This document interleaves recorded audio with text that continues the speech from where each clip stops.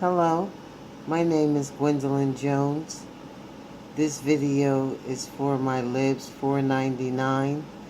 It's in reference to my research proposal, and the topic is the stigma that is attached to mental illness.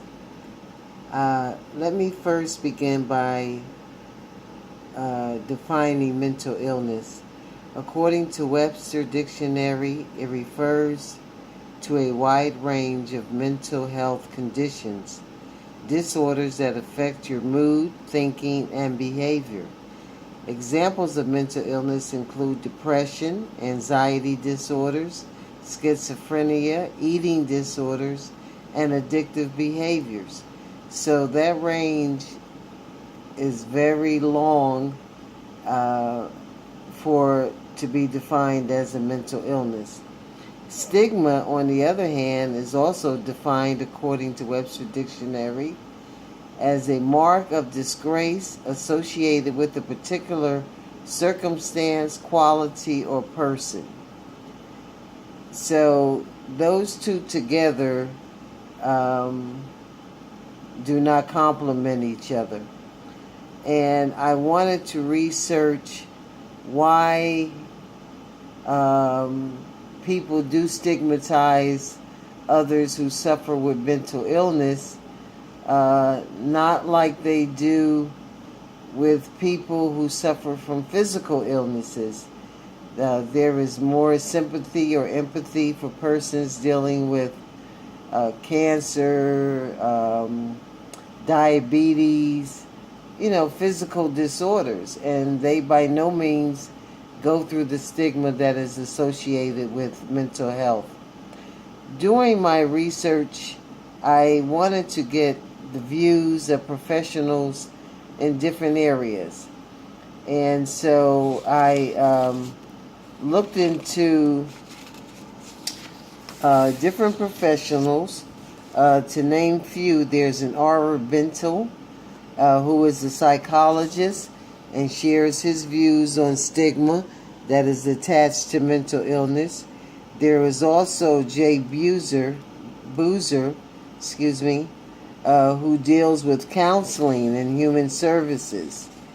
There is a P. Corrigan, who deals with the Center of Psychiatric Rehabilitation. And to name another is S. Estrada, and this is an online family mental health recovery program.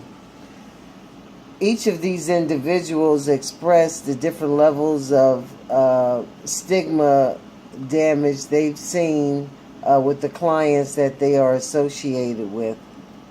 I also had the opportunity to interview two individuals who have experienced stigma based on their mental illness, and they explain and describe the effects of that stigma and how it prolongs and damages their recovery process with their overall mental illness issue that they're dealing with.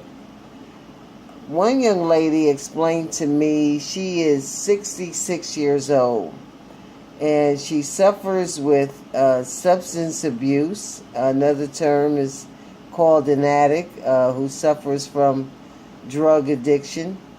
And she also has experienced stigma based on age.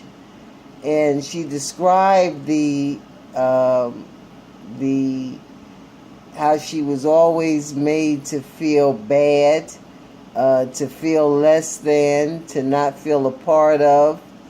It made her isolate and not seek help for fear of the stigma when she would go out into public. She felt disgraced about herself, which damaged her self-esteem, which was very vital in the process of recovering from her overall issue of addiction. The other young lady that I had the privilege to interview has been diagnosed with bipolar. And when she claims when she's gone to fill out applications for employment, and they ask, have there been any type of issues a person has been involved with in their life, like have they ever been to prison, have they ever been arrested, have they ever been diagnosed with any illnesses. And when she's honest and put down her mental illness of bipolar, though she qualifies for the position, she says she finds that she's been normally denied. And she puts that in reference to her bipolar being the reason why she was denied. And again, she experiences a lot of rejection, a lot of teasing, and, just left feeling less than, let's say, quote unquote, the normal person. It just really ruins their self-esteem and brings them either further down than they already are. So, through this research, it appears that some people who judge or stigmatize others may not always intentionally mean to bring harm, or they are not conscious of the harm that they are bringing.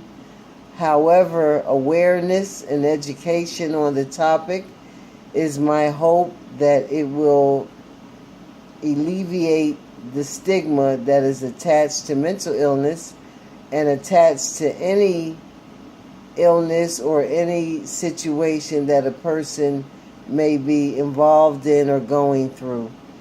I hope going forward that you will enjoy my research proposal, and I thank you for your time. Thank you. Goodbye.